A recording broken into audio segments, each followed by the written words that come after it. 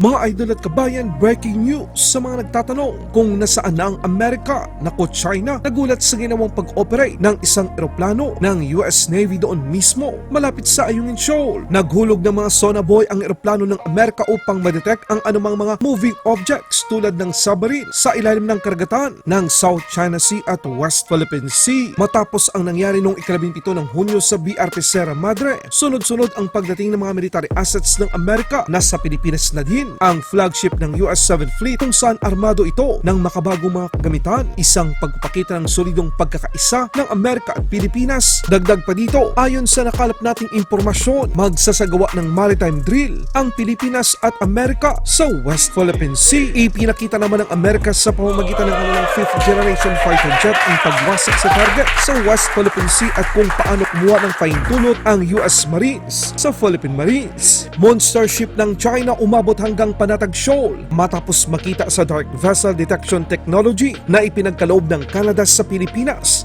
Mayor Alice Goo at Goo Waping na isang Chinese national, iisa lang matapos kumpirmahin ng National Bureau of Investigation na ang kanilang fingerprints ay iisa lang. Dirty tactics ng China na bisto sa Pilipinas.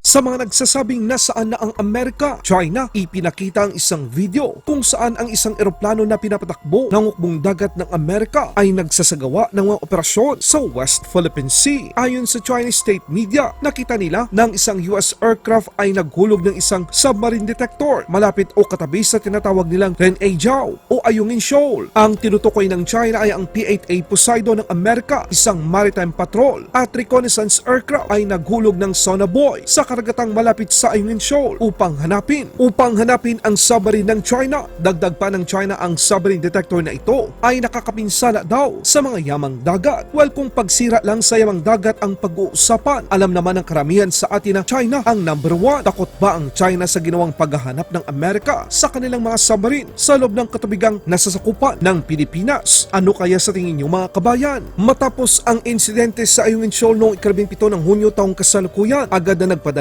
ang US 7 Fleet ng kanilang flagship, isang barkong pandigma na lulan ng makabagong mga kagamitan at dumaong ito sa Maynila, isang pagpapakita ng malakas na alyansa ng Amerika sa Pilipinas. Matapos mangyari ang brutal na pag-atake ng China Coast Guard sa resupply mission sa Ayungin Shoal, hindi ito pang display mga kabayan. Dito nakadestino ngayon sa West Philippine Sea ang barkong USS Blue Ridge LCC-19 matapos lumabas sa South China Sea at West Philippine Sea ang Theodoros Velker Air Strike Group 9 at kasalukuyang nasa bansang South Korea para naman sa isang trilateral military exercise sa pagitan ng Amerika, South Korea at Japan. Ayon pa sa mga lumabas na impormasyon, magsasagawa ng maritime exercise ang Pilipinas at Amerika sa West Philippine Sea kung saan inaangkin ng China. Ito ay isang paraan ng pagpakita ng suporta ng Amerika sa Pilipinas. Posibleng makikilahok ang mga kaalyadong bansa tulad ng Australia o Japan man, ayon sa isang opisyal ng Estados Unidos. Sa katunayan, bago pa man ito, ipinakita na ng Pilipinas at Amerika kung paano sila magtutulungan sa oras na merong mga banta sa seguridad ng ating bansa. Sa isang senaryo, sa pamamagitan ng mga 5th generation fighter jets ng Amerika, ipinakita nito ang aktual na pagkarga ng mga missiles at bomba sa 4 na F-35 fighter jets ng US Marine sa Clark Air Base at pagkatapos ay lumipad ang mga ito sa airspace ng Pilipinas. Matapos makita ang mga target sa karagatang nasasakupan ng Pilipinas, agad na humingi ng kumpirmasyon at pag-aproba ang US Marines sa Philippine Marines para sirain at wasakin ng mga F-35 5th generation stealth fighter jets ang mga target sa West Philippine Sea. Kasunod nito ang malakas na pagsabog matapos tamaan ng mga missiles at bomba ng mga eroplanong mandirigma ng Amerika ang target sa katubigan ng Pilipinas. Wala man tayong mga multi-role fighters sa ngayon, pero sa tulong ng nangungunang may pinakamalakas na puwersa sa buong mundo, ang Amerika, meron na ngayong F-35 at F-22 Raptor, parehas mga 5th generation fighter jets na masasandalan ang ating bansa sa oras na merong sumalakay na kalaban sa Pilipinas.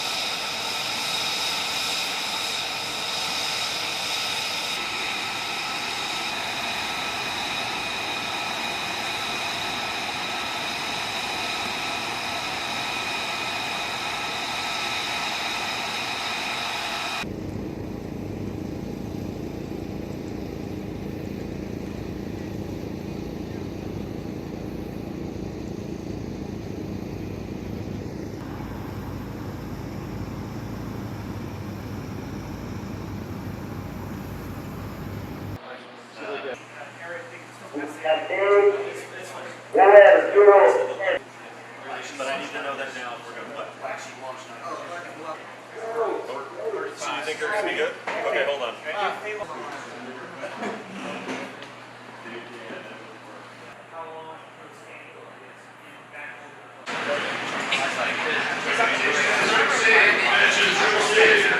Condition set. We have picket established. Targets remain in the box. We have no interlopers within, and the range sweep is complete. Cause Mantis at this time. The AMC is established in Exxon. Com has established the AMC scanner as well as F-35s.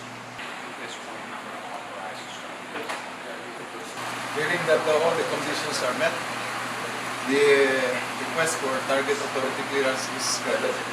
Thank you. For target engagement authority, and both concur that target engagement is included for the strike in the southern outbox.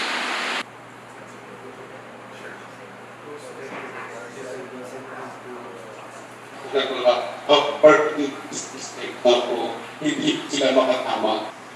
Kung si mission assets, that team commit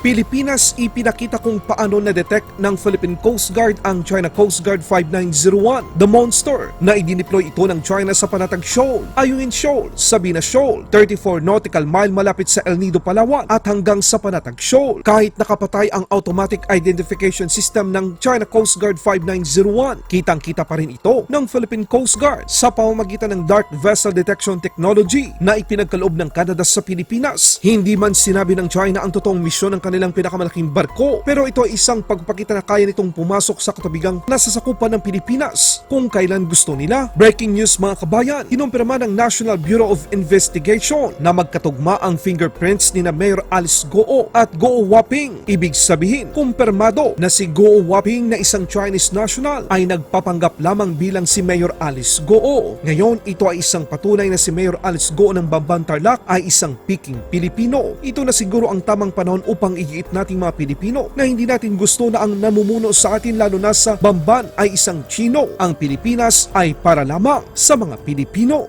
Laban Pinas.